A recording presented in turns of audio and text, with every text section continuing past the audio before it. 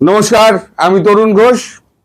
গতকাল যে আমি পোস্টটা ছেড়েছি সেখানে মিশ্র প্রতিক্রিয়া পোস্টে। অনেকে অনেক ভালো কথা লিখেছেন, অনেকে মন্দ কথা লিখেছেন, অনেকে কটূক্তি করেছেন। যারা লিখছেন, কটূক্তি করছেন এবং বাজে কথা বলছেন, তাদেরকে আমি বলি, আমি তো মাথার দিব্যি দিইনি আপনাদের দেখার জন্য। আপনারা দেখবেন, আবার গালিও দেবেন। পরবর্তীকালে যখন সব প্রমাণিত হয় আমি ঠিক বলেছি, তখন কিন্তু আপনারা স্বীকার করেন না। এই আপনাদের অবস্থা হয়েছে ওই গুপি গাইন বাঘা বাইনের মতো, নিজেরাই ঢোল বাজান, নিজেরাই গান শোনেন। এটাই হচ্ছে আপনাদের ব্যাপার। তো যাই হোক, আমি যেখানে লিখেছি আমি তার ঘটনা পরম্পরা আমি পরপর আমি বিশ্লেষণ করছি আপনাদের।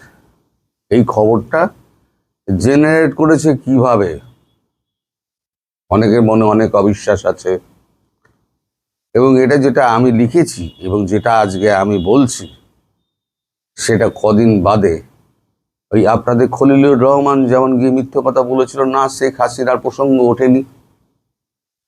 পরে প্রমাণিত, গতকালকে আমি এক কাগজ দিয়ে প্রমাণ করে দিয়েছি যে আমি যা বলেছিলাম ঠিক বলেছিলাম। এটাও কদিন বাদে প্রমাণিত হবে যে আমি যা বলেছিলাম ঠিক বলেছিলাম। আমি অনেক আগে বলি তো, তাই আপনাদের স্মৃতি থেকে মুছে যায়।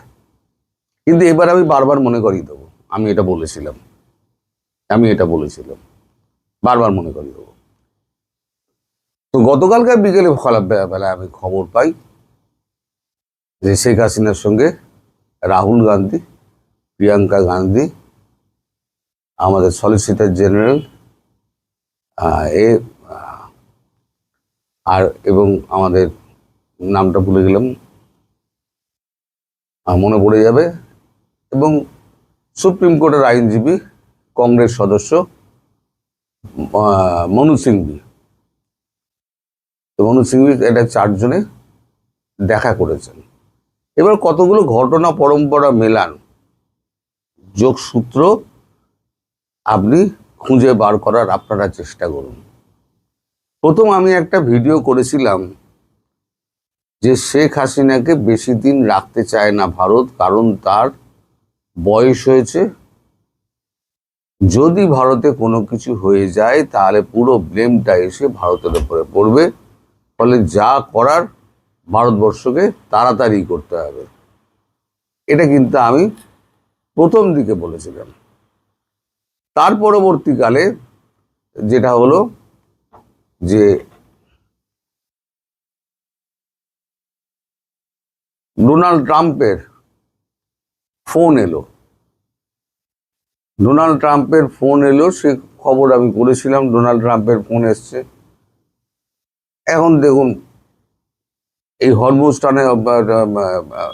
টানেল নিয়ে যে সমস্ত কথাবার্তা আছে, হরমুজটা নিয়ে সে সমস্ত কথাবার্তা নিশ্চয়ই হয়েছে, এবং ট্রাম্প স্বীকারও করেছেন যে আমি ভারতের প্রধানমন্ত্রী হেল্প চেয়েছি, এবং ভারতের প্রধানমন্ত্রী বলেছেন আমি কেন যাব। এই 40 মিনিটের যে কথাবার্তা হয়েছে, আমি তখন বলেছিলাম নিশ্চয়ই আরো কথাবার্তা হয়েছে যেগুলো আমরা জানতে পারছি না। তার পর মুহূর্তে কয়েকদিন বাদে এই যে রাহুল গান্ধীকে ডেকে পাঠানো, বিরোধী দলনেতাকে ডেকে পাঠানো, তার সঙ্গে ট্রাম্পের ফোনের পর একটা দীর্ঘ আলোচনা, সে আলোচনাটা কি হতে পারে? নিশ্চয়ই হরমুজ নিয়ে নয়, কারণ আমি প্রথম বলেছিলাম যে সর্বদলীয় বৈঠকের মাধ্যমে কিন্তু সিদ্ধান্ত হয়েছে শেখ হাসিনা এইখানে আমাদের দেশে হয়ে থাকবেন, অতিথি হয়ে থাকবেন। আমি প্রথম বলেছিলাম। পরবর্তীকালে যার সত্যতা প্রমাণিত হয়েছে সবাই আপনারা জানেন। এখন যেহেতু একটা সর্বদলীয় সিদ্ধান্তের মাধ্যমে তাকে আনা হয়েছিল, এবং তাকে ফেরত পাঠানোর ব্যাপারটাও কিন্তু সর্বদলীয় সিদ্ধান্তের মাধ্যমেই হবে, সরকার কিন্তু একা করবে না। তার প্রাথমিক ভিত রচনা করতেই আমার মনে হয়, যদ্দূর মনে হয়, রাহুল গান্ধীকে ডেকে পাঠিয়েছিলেন। এবং গান্ধী পরিবারে এই গান্ধী আর গান্ধী নিয়ে একটা সমস্যা দেখা দিয়েছে। আসলে কথাটা হচ্ছে কিন্তু গান্ধী অপভ্রংশ হয়ে যেটা গান্ধীতে পরিণত হয়েছে। গান্ধী বলে কিন্তু কোনো টাইটেল ভারতবর্ষে নেই, গান্ধী আছে কিন্তু গান্ধী বলে কিছু নেই। কিন্তু অপভ্রংশ সেটাই চালু হয়ে গেছে, গান্ধী গান্ধী গান্ধী গান্ধী চালু হয়ে গেছে। কিন্তু আপনি যদি বিভিন্ন কাগজপত্র দেখেন সেখানে কিন্তু গান্ধী লেখা হয়, গয় চন্দ্রবিন্দু আঁকা ধয় দীর্ঘই। আমি দুবার ভুল লিখব না, কারণ বানান লেখার সময় কিন্তু আমি অত্যন্ত সতর্ক থাকি। আপনারাও সতর্কতা থাকতে পারেন। কি করে করবেন? যে বানানটা লেখার পর যদি আপনার মনে হয় একটু অচেনা, তাহলে একটু ঘুরিয়ে লিখুন, ঠিক চেনা বানানটা চোখের সামনে এসে পড়ে যাবে। আর কোনটার পরে দন্তের ন হবে, কোনটার পরে মধ্যের ন হবে, সেগুলো একটুখানি আপনি জেনে নেবেন। তো যাই হোক, আমি তখন লিখেছিলাম যে রাহুল গান্ধী এবং প্রিয়াঙ্কা গান্ধী সঙ্গে হরিশ সালভে, যিনি কিংস কাউন্সিলের এখন সদস্য, এবং অভিষেক মনু সিংভি, চারজনে দেখা করেন শেখ হাসিনার সঙ্গে। আসলে রাহুল গান্ধী এবং প্রিয়াঙ্কা গান্ধী তারা গিয়েছিলেন শেখ হাসিনার মনোভাব জানতে এবং তার শরীর সম্পর্কে। এমনিতেও যান, মাঝে মাঝেই যাওয়া আসা করেন, কারণ কংগ্রেসের সঙ্গে যে সম্পর্ক প্রধানমন্ত্রী শেখ হাসিনার, সেটা কিন্তু অটুট সম্পর্ক। সেটা ইন্দিরা গান্ধীর সময় থেকে সেই সম্পর্কটি গড়ে ওঠে মুজিবুর রহমান থাকাকালীন। দীর্ঘদিন আমাদের এখানে শেখ হাসিনা আশ্রয়ে ছিলেন, 6 বছর না 8 বছর এখানে আশ্রয়ে ছিলেন। সেই সময়তে তখন থেকে কিন্তু সোনিয়া গান্ধীর ইন্দিরা গান্ধীর খুব কাছের মানুষ। তো যাই হোক, সে নিয়ে আমি অনেক কথা বলেছি। তারা তার মনোভাব জানতে গিয়েছিলেন, এবং সব থেকে খটকার বিষয়, এখানে কেন্দ্রের তরফে হরিশ সালভে, যিনি আমাদের এতে ইন্টারন্যাশনাল কোর্ট অফ জাস্টিসে যিনি একজন পাকিস্তানে বন্দী আমাদের ভারতীয়, তার ফাঁসির আদেশ নিয়ে লড়াই করে যাচ্ছেন, এবং ফাঁসির আদেশ কিন্তু আটকে রেখে দিয়েছেন।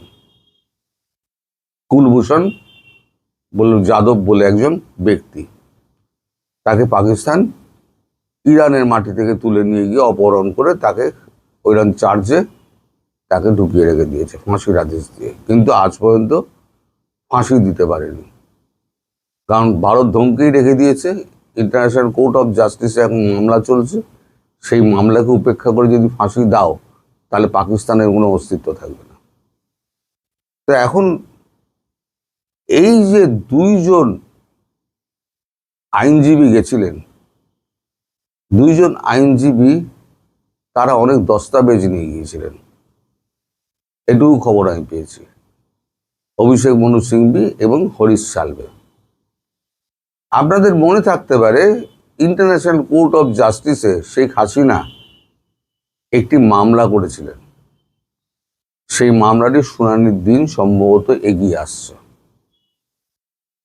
সেই মামলাটির সঙ্গে এই দুজন আইনজীবীর, একজন কংগ্রেসের অভিষেক মনু সিংভি এবং একজন ভারতবর্ষের প্রাক্তন অ্যাটর্নি জেনারেল এবং সুপ্রিম কোর্টের আইনজীবী এবং ওই কিংস কাউন্সিলের সদস্য হরিশ সালভে, তারা হয়তো ইন্টারন্যাশনাল কোর্ট অফ জাস্টিসে শেখ হাসিনার হয়ে লড়াই করতে পারেন, এবং তার বিরুদ্ধে যে অভিযোগগুলো আছে সেই অভিযোগগুলোকে অকাট্য প্রমাণ দিয়ে খারিজ করে দেবেন। আর ইন্টারন্যাশনাল কোর্ট অফ জাস্টিসের অর্ডারের যদি বাইরে যদি বাংলাদেশ যায়, বাংলাদেশ সরকার, তাহলে অস্তিত্ব থাকবে না। সারা পৃথিবী মানে ইন্টারন্যাশনাল কোর্ট অফ জাস্টিসের রায়।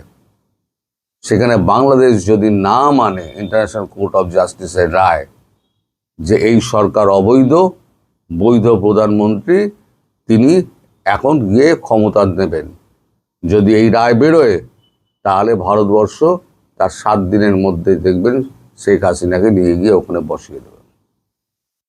এটা আমার নিজস্ব বিশ্লেষণ। I may be wrong, may be right. নইলে পরে এই আইনজীবীরা যাবেন কেন? তার সঙ্গে ইন্টারন্যাশনাল কোর্ট অফ জাস্টিসের ডেটটা এগিয়ে আসছে, শুনানির ডেটটা এগিয়ে আসছে, দুটোকে আপনি এক করুন। রাহুল গান্ধী, প্রিয়াঙ্কা গান্ধী, কংগ্রেসের বিরোধী দলনেতারা তারা গেছেন কেন? এক করুন মনোভাবটা জানতে, এবং ভারতবর্ষের হয়ে এরা রিপ্রেজেন্ট করবে ইন্টারন্যাশনাল কোর্ট অফ জাস্টিসে। সত্যি কি হয়েছে না হয়েছে সেটা জানতে আমাদের সময় লাগবে। আমি কখনোই দাবি করব না যে আমি পুরোটা জানি। কাল বহু রাত অবধি আমি জেগেছিলাম যে কিছু খবর যদি পাই, কিন্তু কোনো পক্ষ থেকে কোনো রকম খবর আমার কাছে আজ অবধি এসে এখনো পর্যন্ত এসে পৌঁছায়নি। এখন দুপুর 3:30 আমি যখন রেকর্ডটা করছি। ফলে আমাদের এখন এইটুকু জেনেই সন্তুষ্ট থাকতে হবে, ভবিষ্যতে যদি এই সম্পর্কে কোনো খবর পাই তাহলে পরে নিশ্চয়ই আপনাদের জানাবো। কিন্তু এটা জানবেন যে এই যে 4 জন দেখা করেছে, 4-5 জন দেখা করেছেন, এবং আপনারা জানেন ইন্টারন্যাশনাল কোর্ট অফ জাস্টিসে শেখ হাসিনা যে মামলাটি করেছিলেন, সেই মামলাটির তারিখ কিন্তু এগিয়ে আসছে। সেই মামলার সঙ্গে এই আইনজীবীদের এবং রাহুল, প্রিয়াঙ্কার ওনার সঙ্গে দেখা করার একটা যোগসূত্র আছে। এবং যেহেতু প্রধানমন্ত্রী নরেন্দ্র মোদী বলে দিয়েছেন ভারতবর্ষ আর দেরি করবে না, ভারতবর্ষ তাড়াতাড়ি শেখ হাসিনাকে তার দেশে ফেরাতে চায়।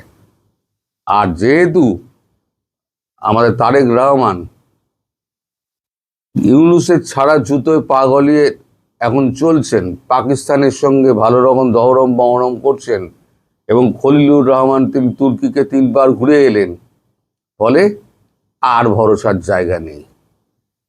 যারা ক্ষমতায় বসাতে পারে তারা ক্ষমতা থেকে উৎখাত করতে পারে। ফলে একটা গভীর কিছু হতে যাচ্ছে। কি হতে যাচ্ছে সেটা সামনে আপনারা বুঝতে পারবেন। আমি এই বিষয়ে আগ বাড়িয়ে কোনো মন্তব্য করে নিজেকে বিতর্কের মধ্যে জড়াবো না। সবাই ভালো থাকবেন, সুস্থ থাকবেন, সাবধানে থাকবেন। নমস্কার।